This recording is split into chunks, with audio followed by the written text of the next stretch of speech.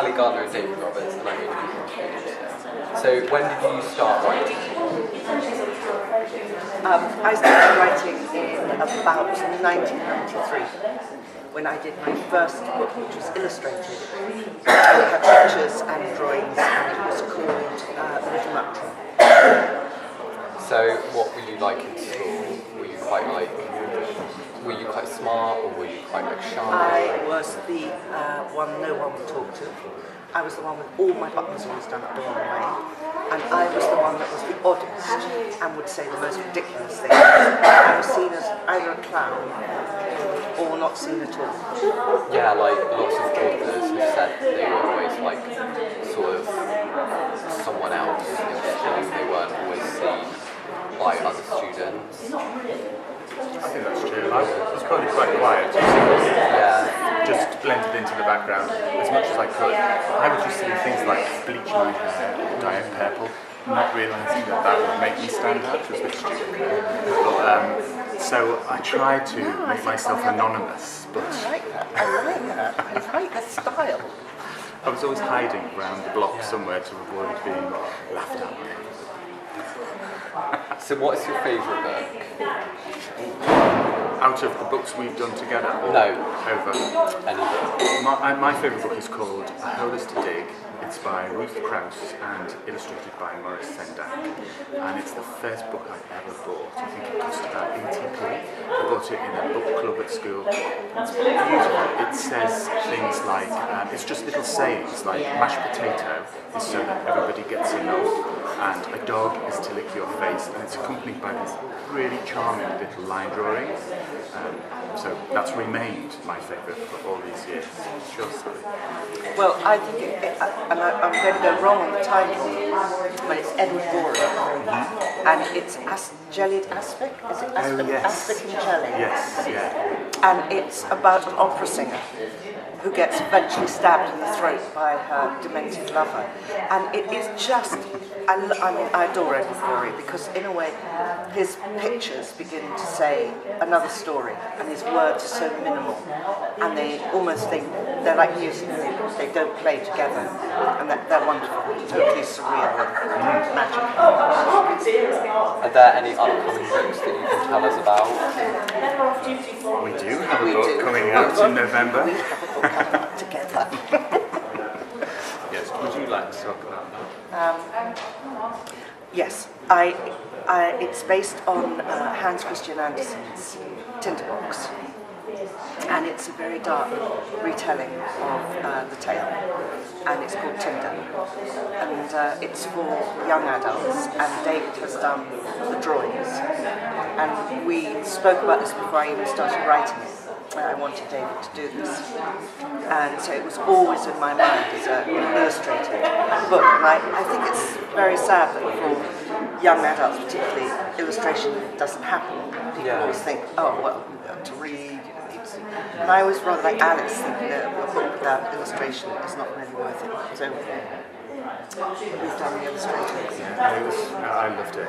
It's a very dark tale, so it was a slightly different, took me down a different avenue to what I'm used to, because I do a lot of picture books and I do a lot of books for young readers, so I was able to put a bit of gore in there, which was great. So, do you read your own books? Like, would you read them if you're like bored? No, what I do read, I'm sorry, I'm jumping in. You go ahead. What I do is I read aloud all the time.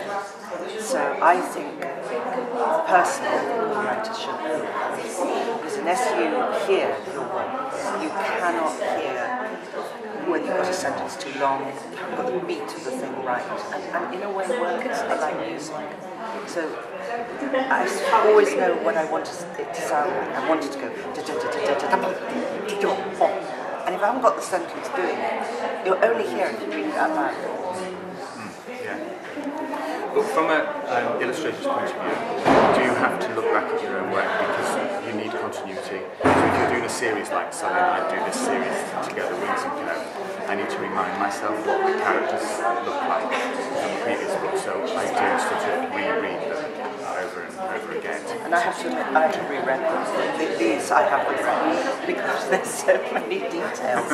And we've got so many odd things like, I forgot we said a wonderful thing in book 3. UFF, meaning unfriendly, unfairy friendly.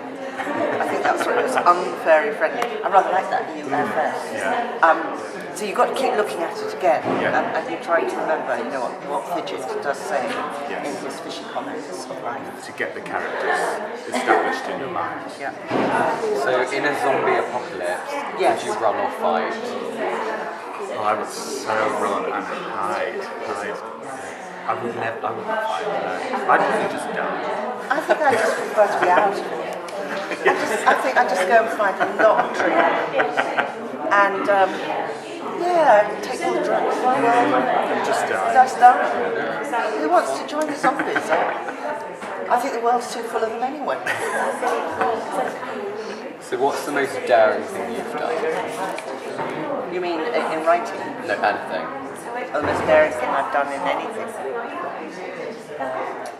Ooh, I did do something quite brave once.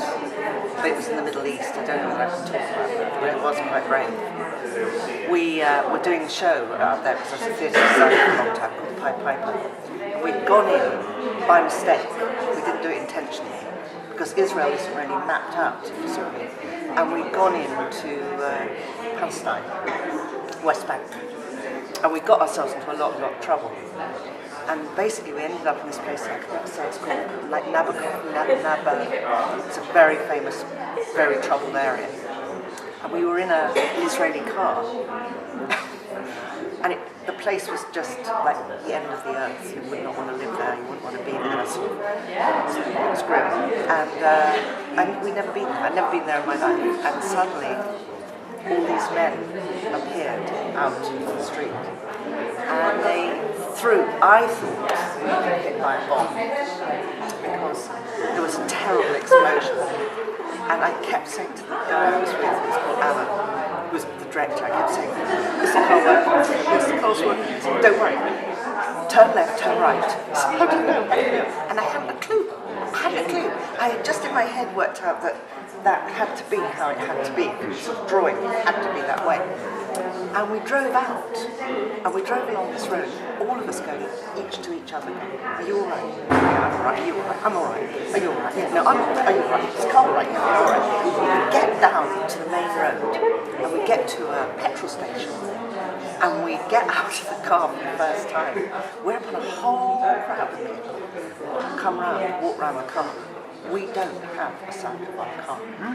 We are trailing metal. We have been trailing metal. That's quite scary. That was the most scary thing.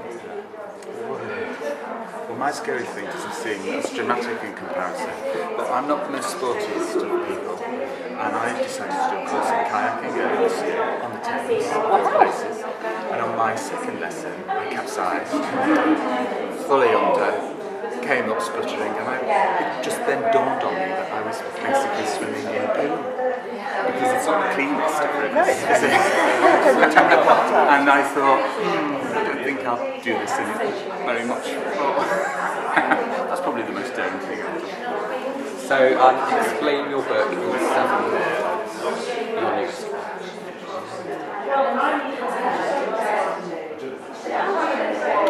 I can't do that. Are you going to do the audition sitting on the other That's side? 7 words.